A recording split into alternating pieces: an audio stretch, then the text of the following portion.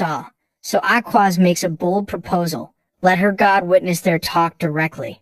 It works like a holy lie detector. If he lies, the god reacts. She expects him to refuse and even tells him he's free to say no. Instead, Kettle looks thrilled. Why would I refuse? To him, this is a chance to feel real divine power. His childlike excitement completely throws Aquaz off. She can't understand why he seems so happy. Carefully, she asks if this makes him uneasy. Kettle just blinks and asks what she means. He has no reason to be bothered. He's been telling the truth the whole time, so what is there to worry about? Seeing how sure he is, Aquaz agrees and begins the ritual. She folds her hands and starts to pray. O God who guards the sun, let your gaze expose every lie here. The instant she finishes, a huge beam of golden light bursts from the church and shoots into the sky. Kettle is standing right in the middle of it, staring up in amazement. He can feel it, a presence far above, vast and overwhelming beyond words. And somehow he can even sense what that god is feeling. Confusion. Even the deity has no clue what to make of him. Then the light disappears and the room returns to normal. Aquaz quietly relaxes. No holy reaction, so he didn't lie. After steadying herself, she declares that from this moment on, no one in this room can lie. Kettle meets her gaze with an easy, confident smile. Okay. With the sun god's lie test active, the questioning can begin. Kettle goes through the whole dungeon fight again. Step by step, not once does the god react. Aquaz is forced to accept it. He told the truth, and the weakened lich really did lose like that. She apologizes for how rude she was, but Kettle just grins and says he actually enjoyed it. Just when it seems finished, Aquaz brings up one last thing, a personal question, and she's dead serious. She leans forward and asks the big one. Is he really from the White Snowfield? He answers yes without hesitation. That completely shakes Aquaz. The man really is from the demon realm. Her mind races. Could he be the gray barbarian from the old stories? Then Kettle flips the conversation. My turn. Why are you really here? She tries to brush it off as personal business, but he sees through that immediately and asks if she came to check whether he was some kind of monster. Direct hit. Aquaz gets flustered and tries to deny it, but Kettle doesn't let her slip away. He points to the holy setup around them. All this seems like way too much for a simple lie test. She's cornered. Under the god's gaze, she can't hide her real purpose. So you really came here for me? He presses. Panicking, she says no at first, then admits there was an oracle. A prophecy brought her here, and she thought he might be the one it meant. But the results of the test only made things more confusing. At last, she tells the full truth and apologizes for hiding it. Kettle, being Kettle, just says it was interesting. Now he's curious, so he asks what the oracle actually said. Aquaz hesitates. This is highly secret, something she would never normally reveal. But for some reason, she decides Kettle should hear it. So she tells him the prophecy, and whatever she says leaves Kettle completely speechless. A short time later, Aquaz stands by a window in a large hall when someone approaches. It's Lord Barkin, and he can tell right away something is bothering her. She says she met Kettle, but now she's even more confused than before. What exactly is he? Barkin confirms one thing. Kettle really is a barbarian from the White Snowfield. He says information from that place is almost impossible to get, but Kettle's origin seems certain. He'd hoped it was all a mistake. Because if this gets out, the entire world will panic. Too many people want control of the White Snowfield, especially the Emperor. And if the Emperor steps in himself, everything will turn into chaos. Aquaz tells him to calm down. They'll hide the Lich incident and keep Kettle's identity secret. Barkin can finally breathe again. Then he asks the obvious question. Are all barbarians from there like him? Aquaz thinks it over and says probably not. Her reasoning is simple. If they were all that strong, they would have taken over the world by now. Most barbarians are basically huge muscle heads with very little sense. But if one of those powerhouses also gets a sharp mind, you get someone like Kettle. Barkin brings up a rumor about the new barbarian king, another fighter said to have both brains and strength. Aquaz confirms the rumor. She's met him, and he was nothing like an ordinary barbarian. Barkin says a fight between Kettle and that king would be amazing. Aquaz immediately says absolutely not. She reminds him that barbarians and followers of the gods already have a bad history, and a stronger barbarian is a serious problem. Barkin returns to the main issue. What was so important about the oracle? She says she needed to confirm something about Kettle. She had to know whether he was truly human or something else wearing a human form. Barkin is stunned and asks what the oracle actually said. When she finally reveals the real prophecy, Barkin looks like he's seen a ghost. Later, Kettle is called to Lord Barkin's office. The Lord starts with polite small talk, but Kettle cuts it off. He's fine. Why was he called? Barkin gets to the point. First, he thanks him. Kettle saved the whole territory from the Lich Kardos.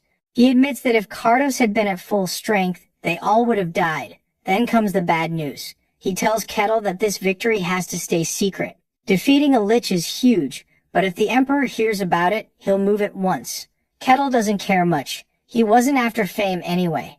Barkin says it's not enough, but he did prepare a reward. He taps the desk and a servant brings it in. Kettle's eyes go wide. In front of him is a big glittering bag of treasure. He just stares, confused, until Barkin says it isn't a normal bag and tells him to try it. Kettle keeps staring at the little pouch, completely hooked by the shine.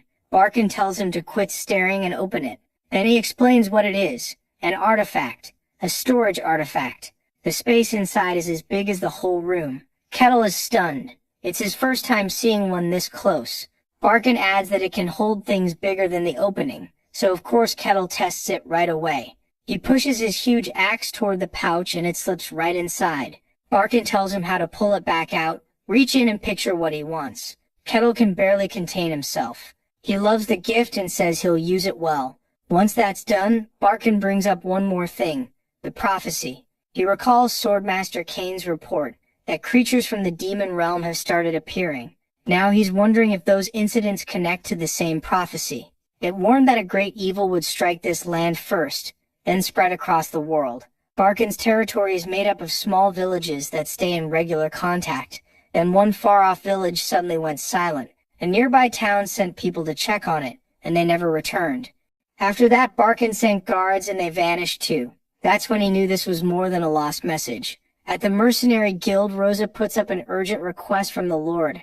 Kettle asks what the job is. She says they need someone to check the missing village. Rosa calls it a dispatch mission, but the reward is way higher than it should be. That's all Kettle needs to hear. Rosa smiles, already sure he's the right pick. Later at the meeting spot, the other mercenaries whisper nervously. Hayes stands off to the side, looking like she'd rather be anywhere else. Then she looks up when someone calls to her. Wait, is that Mr. Kettle? Kettle grins and shows off his brand new outfit. He says his old clothes were worn out, so he had new ones made based on his own design. Hayes realizes he's taking the quest too. He says he couldn't pass up something this interesting. Then he asks if the rest of their old party came along. Hayes says they were smart enough not to. Kettle looks around. For a mission with such a huge reward, the group is pretty small. Hayes tells him that's because this isn't really a simple job. The pay is too high for basic scouting. With the rumors about the missing guards, it's clearly something worse. Kettle still seems disappointed by the low turnout. Hayes leans closer and says there's another rumor, but cuts herself off with a nervous laugh when Aquas, the sun god's heretic inquisitor, arrives. That was the rumor. The inquisitor herself joined, and that's why so many people stayed away. Kettle tells the panicking Hayes not to worry, calling Aquas polite and kind. Hayes is shocked that he knows her. He says they're friends. That makes no sense to Hayes at all. A barbarian and an inquisitor. Kettle walks over to greet her, but Aquas shuts him down at once. She says she doesn't remember being friends. Kettle just laughs and says maybe they can start now. Ignoring that, Aquas asks if Hayes follows Lady Calrosia. Kettle is impressed she knows the name, but Aquas looks bothered, so he asks what's wrong. She explains that Calrosia's followers are supposed to be in a resting period, and only high-ranking members should be outside. A moment later, she brushes it off, just as Hayes starts calling them over. Then someone else arrives. It's the guard captain with a few of his men ready for the mission. Kettle greets him with a big smile while Aquas looks tired of his energy. Hayes, meanwhile, seems totally overwhelmed by the group around her. The captain welcomes everyone who accepted the request, and they head out right away. Soon the team is on the road to the village. Kettle looks over the whole group and says this feels more like a raid than a simple job. Noticing Aquas seems uneasy, he asks if this means her prophecy is finally starting. She says the gods never gave her a date and this could still be nothing more than a village going silent. Kettle keeps pushing, saying it's still possible. After all, the prophecy said a great evil would come to the world. Instead of fear, Kettle gives a small smile. The idea almost excites him. A few hours later, they reach the village. The guard captain says they've arrived and the place is dead silent. He asks Aquaz what she senses, and she confirms the worst: there isn't a single person inside. One guard suggests the villagers may have left, so the captain orders everyone to spread out and search. As the team moves, the captain can't shake the question. How do 100 people just disappear? He's set on finding the answer, so he orders the search to begin. Almost right away, one of the men finds something and calls for the captain. There's food still sitting on the table. The captain thinks they left it behind when they ran, but the soldier corrects him. The food is still warm. That hits hard because the village has been silent for days, and everyone sent to check on it disappeared too. Inside the house, a mercenary reports they found no sign that anyone escaped or hid. The captain grimly tells him to keep searching. Everywhere they look, it's the same. Proof people were just here, but no people at all. Another soldier reports back, saying there's clear evidence the villagers were present, but no clue where they went. It's like they vanished. The captain turns to Aquaz, hoping she knows something, but she doesn't. Then he looks to Kettle for an idea.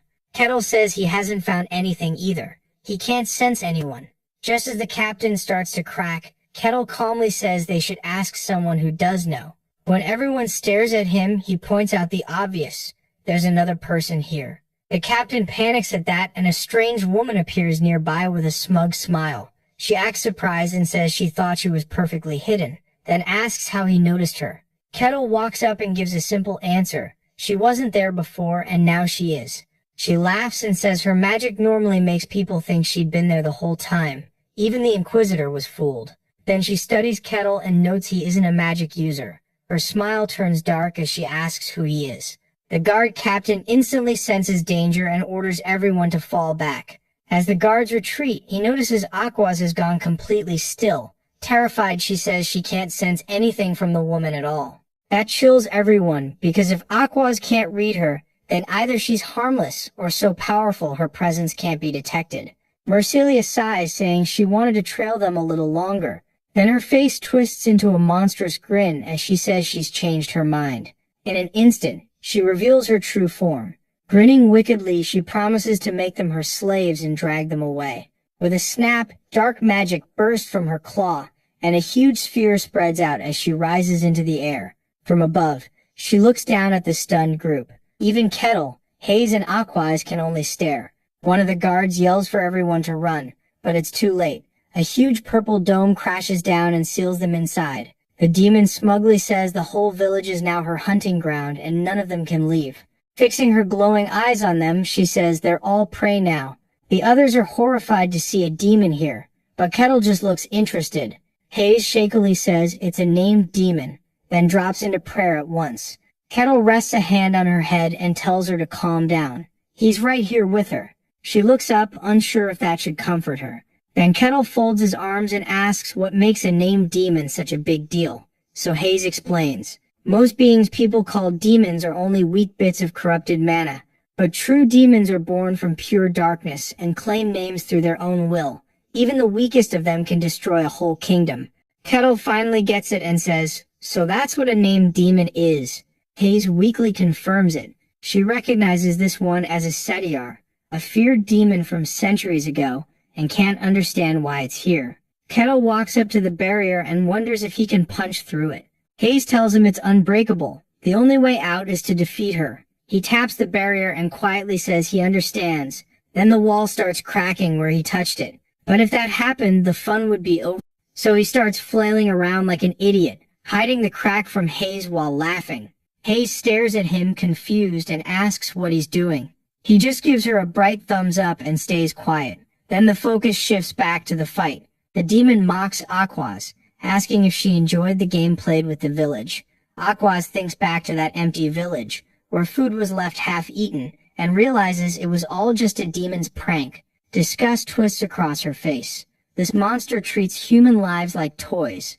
Meanwhile, Kettle watches their mental showdown like it's a movie, complete with 3D glasses and popcorn. Aquaz quickly figures something out. Summoning a named demon should take a huge sacrifice, far more than one village.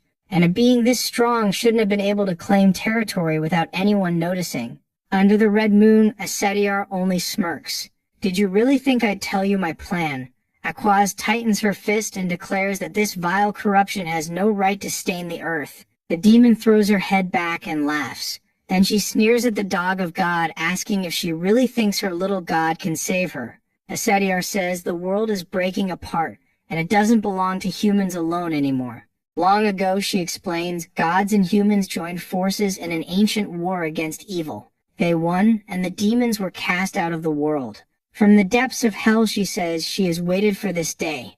Then comes the reveal. She's Asediar, the demon of gravity. She swears to erase the shame of her old defeat and drown the world in evil. Aquaz fires back, calling her a filthy creature and saying this world belongs only to gods and humans.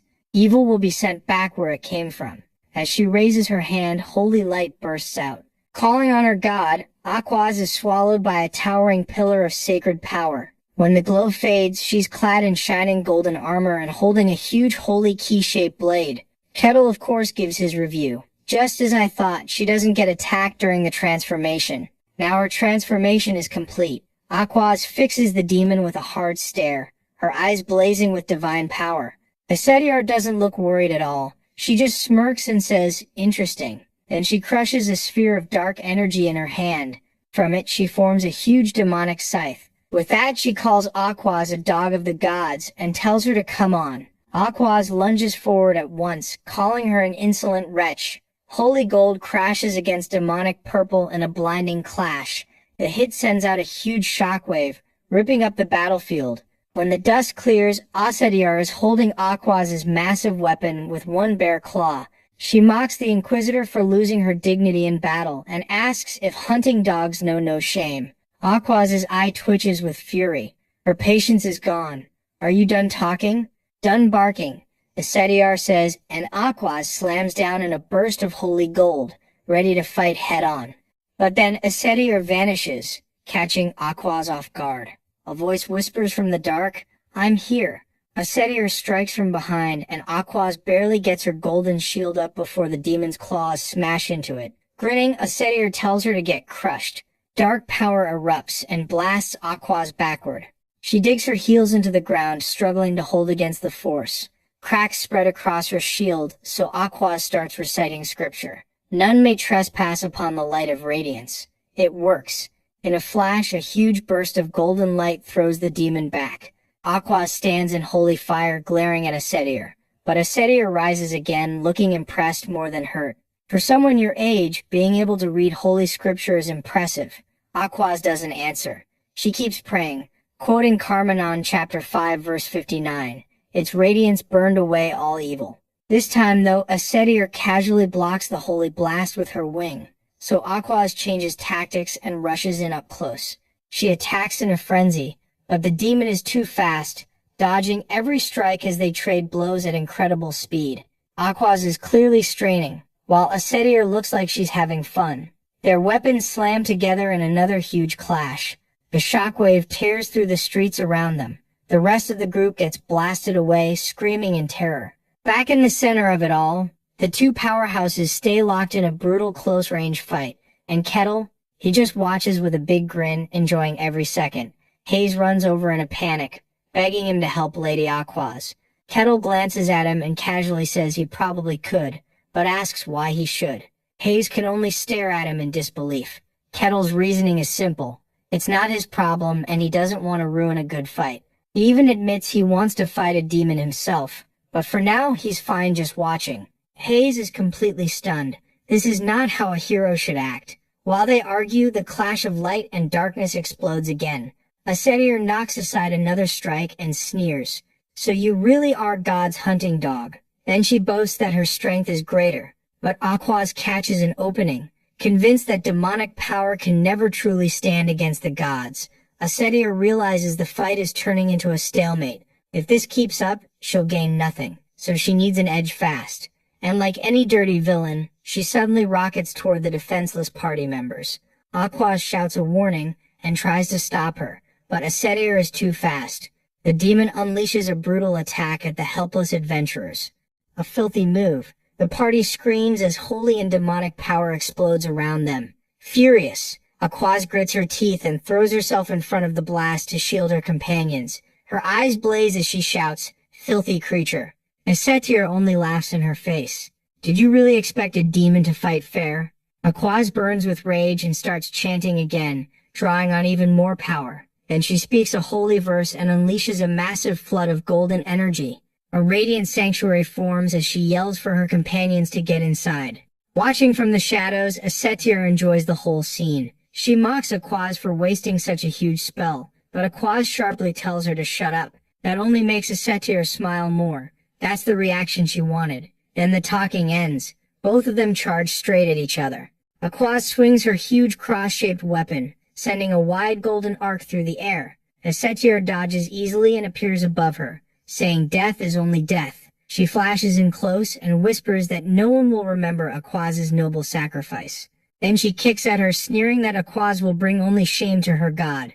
Next comes the cruel offer: drop the shield protecting your friends and maybe she'll let her win. Aquaz doesn't fall for it, and calls out the cheap trick. The satyr grins and asks if she really thinks she's leaving here alive. Aquaz sets her stance and says she's heard enough. "Fine," the demon says, "then die like a martyr." She fires off a massive pillar of dark energy, forcing Aquaz to brace herself against it. Then all of a sudden, a satyr appears right in front of her, moving too fast to follow. Before Aquaz can react, the demon strikes. A huge blast of energy sends the Inquisitor flying back. Aquaz looks up in shock and pain as a satyr rushes in again. Too fast to stop. Dark tendrils lash out and bind Aquaz completely. She can't understand it. Her sanctuary should be holding back the darkness, but it's being overwhelmed. A satyr cuts through the chaos with one cold line: "Enough. I'm sick of hearing your god's boring verses." Then she drives a fist into Aquaz's stomach, shattering her golden aura. As a satyr comes in for another blow, Aquaz barely gets her shield up. It doesn't matter. The shield breaks apart into a spray of golden light. A satyr's energy blade cuts through Aquaz's armor. She grabs the shield's crystal core while Aquaz cries out in pain. Just like that, Aquaz is beaten, bound in dark magic and left writhing. With the Inquisitor down, the golden dome protecting the others cracks and shatters. The party is left exposed and terrified. The satyr grins and tells them not to worry. She'll save them for dessert. First, she turns back to Aquaz. She wonders what a noble hound of God tastes like. As she opens her fanged mouth to bite, a calm voice cuts in. "Stop." A hand grabs her face and halts her cold. It's Kettle. That's far enough. The demon is stunned. Kettle stands there holding her back with ease. She couldn't even sense him. With a simple flick of his wrist, he sends the demoness flying across the square. Then Kettle stands over Aquaz and asks if she's all right. Looking up in shock, she remembers he's the man who beat Swordmaster Kane. But before she can process it, that threatening presence returns. A satyr is back, glaring at them both, and she is furious. She pulls herself out of the rubble and snarls, "Insolent barbarian." Her eyes blaze with rage as she screams, "How dare you interrupt my meal?" Kettle folds his arms and calmly answers, "She's my friend. I'm not letting her die." Cedric scoffs, saying she had planned to keep him around as a toy. Kettle just stares back and says he has no interest in being anyone's toy. She flashes a cruel smile and asks, "Really?" A huge purple scythe appears in her hand. Then she says he'll have to die. Right then, another voice cuts in. "Step aside, it's Aquaz." She insists Kettle can't defeat a demon. He says he's strong enough, but she shakes her head. "This isn't about strength or weakness. Only divine power can drive out a demon," she explains. "That's just how the world works. And inside a demon's domain, it's even worse." She warns him not to count on some miracle. Kettle quietly repeats it to himself. So only gods can fight demons. Then he looks at her condition and says even if that's true, she's clearly in no shape to fight. Still, Aquaz grits her teeth and says she has to. She serves the gods and stands against evil. Kettle studies her, honestly impressed. So that's the resolve of someone who serves the divine. He smiles, pats her head, and tells her to leave this to him. Aquaz can only stare. Kettle? He just grins and says he's wanted to fight a demon himself. And Cedric isn't impressed at all. She reminds him he cannot defeat her. Kettle's grin grows wider. Want to test that? As Cedric runs her tongue over her sharp teeth, clearly enjoying this. She wants to watch his face twist in pain. Then she leaps, vanishes, and a wormhole opens right in front of Kettle. She drops on him with claws ready and madness in her eyes. Aquaz watches in horror and can only scream no. As Cedric smiles like she's already won. But then Kettle's fist slams straight into her face. Bam! The hit sends the demon flying and blows her head apart. Aquaz just freezes, totally stunned. Huh? She can barely understand what she saw. Did Kettle really punch a demon's head clean off? Kettle meanwhile looks almost bored, like he's still figuring out what just happened. He looks over at the headless demon and his eyes widen. Wait. A burst of dark energy flashes and her whole body grows back from nothing. She's returned. Kettle only smiles, fascinated. So crushing your head makes you regenerate. Cedric is furious and confused. What are you? Kettle scratches his head and gives the most annoying answer possible. He says he's just an ordinary barbarian. Yeah, she doesn't believe that at all. Don't make me laugh. She can't sense magic or aura from him. He feels like a normal man, which makes no sense. Fine then. If he won't explain, she'll beat the answer out of him. A demonic face forms behind Kettle as she lunges, screaming die. Kettle looks mildly surprised and mutters that hitting her human form feels a little awkward.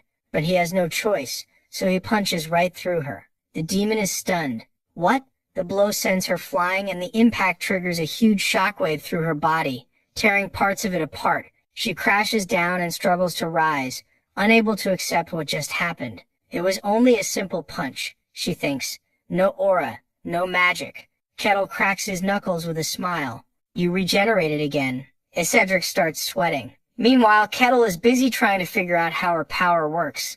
Then he launches himself forward like a cannonball. She barely has time to react before he's suddenly right in front of her. He throws another crushing punch, aimed straight at her head again.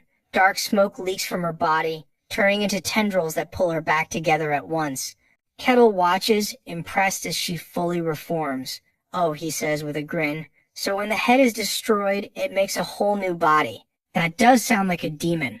As he wonders if her head is the core, Cetra begins to tremble and dark power rises around her. She can't believe this. It's insane. Does he really think brute force alone can beat her? Then she decides maybe meeting force with force is pointless. You, she calls out. Me? Kettle answers, clueless. With a wicked grin, she introduces herself again. Listen well. I am Esatir, the demon of gravity. Does he really think he can fight her with only his fists?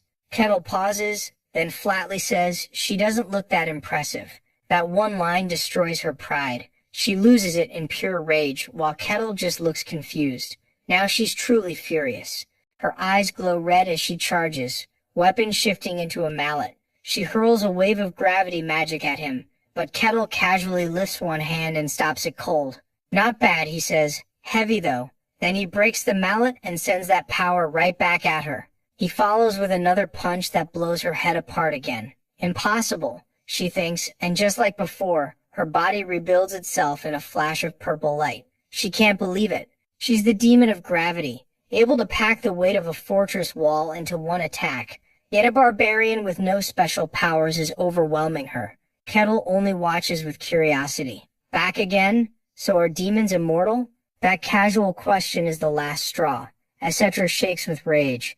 She releases another huge burst of purple power, screaming impossible. Die, barbarian, she shrieks, forming a giant claw of dark energy above Kettle. Kettle's answer? He clenches his fist and punches straight up, blowing her magic apart. The strike tears through the attack like a beam of force and slams into Cetra, exploding against her as she screams. Inside her holy barrier, Aquaz is left speechless. What am I even looking at? She remembers the stories about Cetra, a demon so powerful she erased an entire kingdom centuries ago. And a demon like that is getting crushed by plain punches. It doesn't feel real. But once again, Cetra twists back together in dark energy as her regeneration kicks in. She hits the ground, and Kettle casually plants his foot on her head to hold her down. Truly impossible to kill, he realizes, so pure physical strength alone can't finish her. Hearing that, Cetra grins sharply from under his boot. She can hardly believe it. Pinned there, she realizes his strength is beyond anything she expected, so she starts laughing like a madwoman. Etc. demands to know what he is, and Kettle calmly repeats that he's an ordinary barbarian. She snarls that she doesn't buy it. Don't make me laugh. Still, there's one more thing she wants to try. A huge wave of dark magic bursts from her body and catches everyone off guard. The whole group is stunned. The energy compresses into a thick sphere, then boom, it bursts, revealing her new form. Smiling darkly, she tells the barbarian she'll use all the power she has. A barrage of dark spears appears and shoots straight at Kettle. He only grins, excited by the fight. Aquaz, on the other hand, panics. Raw strength alone won't win this, so she starts gathering divine power. Etc. doesn't wait. She unleashes the attack. Demonic spear, pierce, and kill. The swarm rushes in, ready to skewer Kettle. But Kettle knocks away every single spear without any effort. And Cedric is stunned. What kind of monster is he? She shrieks. Then in a blur, Kettle charges straight at her. While the demon is still trying to understand it, Aquaz begins a holy chant. That radiance burned all wicked things, she cries, and Kettle's axe shines with golden divine light. Kettle looks interested for a moment, then Aquaz shouts for him to strike now. He wanted to study the demon longer, but he knows this is the moment. So long, demon, he says, and cuts across her chest with the axe. This time, the holy power tears right through her. Cedric can't believe it. In her last moment, she realizes she lost. Divine light swallows the demon and drives her into the ground. Kettle stands over the crater, smiling. Thanks. That was fun, he says. As her body fades, she chuckles. Too bad, but it wasn't pointless.